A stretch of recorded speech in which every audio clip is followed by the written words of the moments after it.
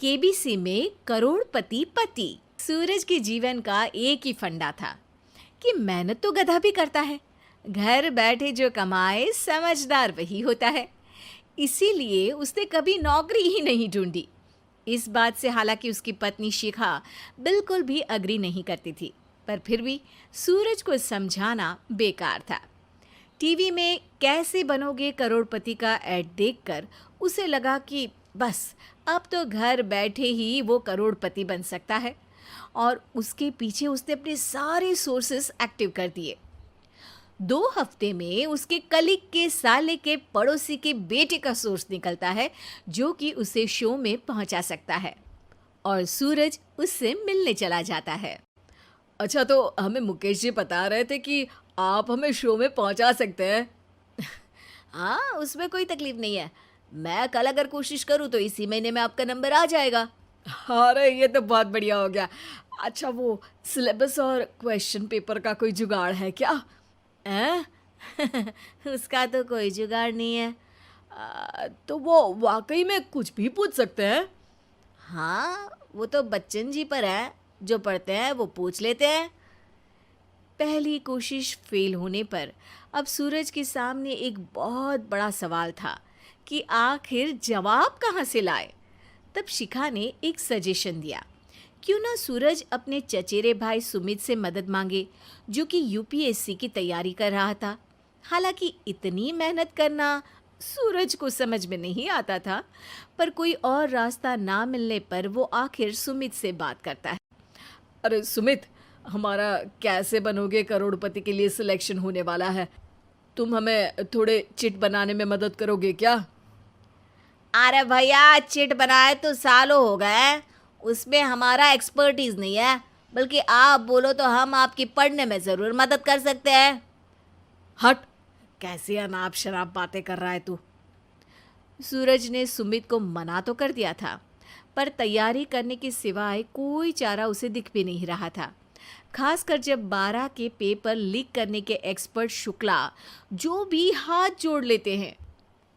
आखिर सूरज को सुमित के पास जाना ही पड़ा, और उसने सुमित और शिखा से वादा किया कि वो बहुत मेहनत करेगा। 1 महीने की तैयारी के बाद फाइनल हुआ कि शो से 1 हफ्ते पहले एक ट्रायल खेला जाएगा, जहां पर सारे रिश्तेदार ऑडियंस की जगह पर होंगे और शिखा सवाल पूछेगी। दूर दराज से भी रिश्तेदार आकर हाजिर हो गए देखने कि आखिर कैसे बनेगा सुमित करोड़पति। सब कुछ सेट था, और इतने में सूरज आकर अपना स्पीच देता है। ये 1 महीना मेरे लिए आसान नहीं था, पर अपने भाई सुमित और अपनी पत्नी शिखा की मदद से मैं इतनी दूर पहुंच पाया हूँ। मेरे मम्मी पापा के आशीर्वाद ने भी बहुत साथ दिया है मेरा। मैं उम्मीद करता हूँ कि आज के शो में आप लोगों को बहुत मज़ा आएगा। साक्षी पहला सवाल पूछती है और पूरे कमरे में सन्नाटा छा जाता है। इंडिया में कितने स्टेट्स हैं?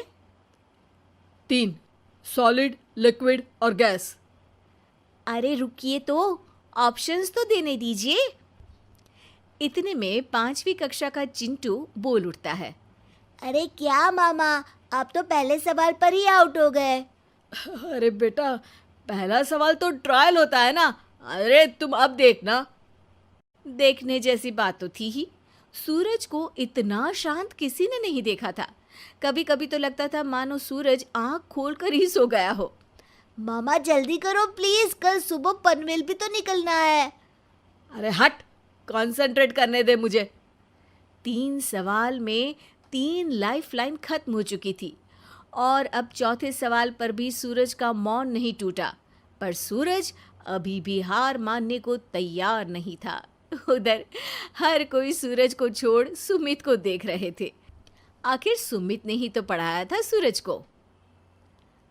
गजब बेइज्जती है यार। अरे बेटा, तो बाप का, दादा का, भाई का, सबका नाम बुड़वाएगा। अरे 3 लाइफलाइन ले ली तो भी तेरा कुछ नहीं होना है। अरे कोई इतनी बात करता है क्या शो पर? अरे बेटा, शो पर तेरे जैसे भी तो नहीं आते ना। सूरज की ये जंग आखिर 1 घंटे बाद 5वें सवाल पर खत्म हो गई, जब उसने इंडिया के नेशनल बर्ड का नाम कहा, कौवा।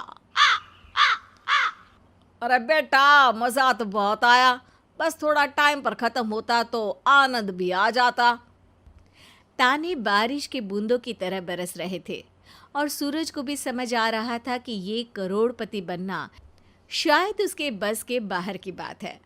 पर वो आखिर ये बात मान कैसे लेता? वो सख्त लौंडा जो ठहरा, उसने सोचा कि बेइज्जती तो हो ही चुकी है, पर अगर मैं हार नहीं मानूं तो शायद कुछ हो सकता है। शिखा, तुम देखना, असली शो में आग लगा दूंगा, आग, करोड़पति बनूंगा मैं। हाँ, सब्जियां खत्म हो गई है घर पे, ले आओ। पहले पति बन जाओ, फिर करोड़पति बनना। अरे गजब बेइज्जती है यार। बेटा, अभी तो घर पर ही हुई है, 1 हफ्ते में तो तुम देश के सामने करवा कर आओगे। वैसे जब टीवी पर जाओ ना तो बस अपने मम्मी का ही नाम लेना, ठीक है?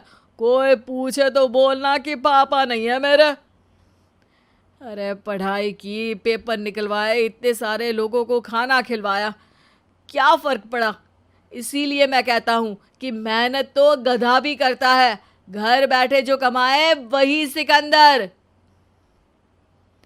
लेकिन मामा, गधे भी जानते हैं कि हमारा राष्ट्रीय पक्षी मोर है।